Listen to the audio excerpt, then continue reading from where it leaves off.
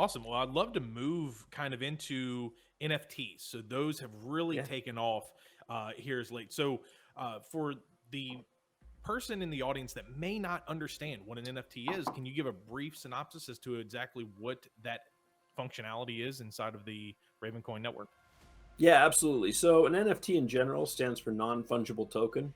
So fungible just means can be kind of like everyone's the same. So like even though dollars are serialized, we consider them fungible, meaning $1 is kind of as good as another, right? So we can kind of swap them around. One Bitcoin's as good as another. One Ravencoin's as good as another, right? So that's fungible.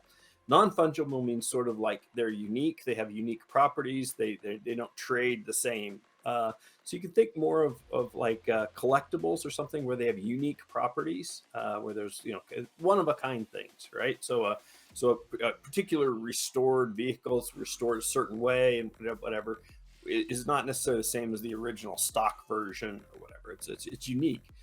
Art is unique, and so what's happened is the tokenization, or taking a representative token. So in the case of actually Ethereum's built for NFTs, kind of built a naming layer as well. It's not quite as good as the one on Ravencoin, but you basically get a unique name, and then you attach the art. Now, for some of it's digital art, and it's like I'm going to use in air quotes the owner of the art, but it's digital. So digital, somebody can kind of like take and copy the actual picture. But the person that buys it is kind of the official owner, right? Designated by the person that created it. So that's just like a certificate. Yes. Of ownership.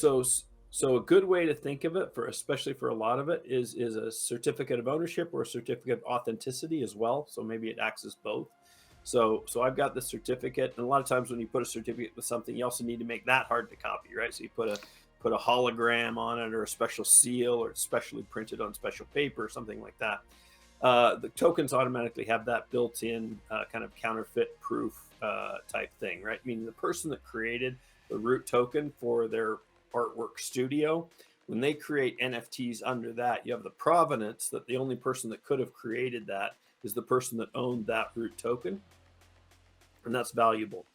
And then the person can convey things to it, like, hey, not only do you have it, you have the right to replicate it and things like that. The owner, the original owner, the copyright of the artwork could convey those things to the new owner of the token. So it's kind of taken off, and it's kind of going in different directions, different forms. One thing that's really nice is it's bringing in all the creatives into this space, and so people have made thousands, hundreds, millions of dollars on doing artwork and NFTs. Like I mentioned, ravenbay.com. It's the place where people are trading NFTs that are built on top of Ravencoin. You can purchase them with Ravencoin. We have raventrader.net, which is a way to do atomic swaps for NFTs and Raven. So that way you're not like worrying about whether you're going to get it or not. It's like it either happens or it doesn't, and you don't have to send the money to somebody. You don't have to send the Raven to somebody and hope you get your NFT. It just happens, boom, atomically. Can't. I mean, it cannot happen, but it can't happen halfway, right? So like, I sent my Raven, I didn't get my NFT. So that's pretty exciting. That's being used, I think, by the Raven Bay. Okay. So when you started out Raven as an asset-based project, did you imagine something like NFTs taking off in the way it has? Or what do you think of them in general? So in general, I don't fully understand it, but part of that is I don't have the collector mentality. I just don't collect things, and some people have given me NFTs, and I have a Laser Eyes NFT as right now as my Twitter picture. It's exciting to watch for sure. I recently signed, somebody sent me a postage paid, one of the people in the community sent me a postage paid envelope and asked me with a thing to send back the white paper, to print out the white paper and send it back. So I printed it out, sent it back. I recorded myself on a green screen signing it, sent all that back, and they created an NFT out of it, and it sold for like, I don't know, 30,000 Raven or something like that, about $3,600. So yeah, it's exciting. It's fun to watch. It's bringing in creatives.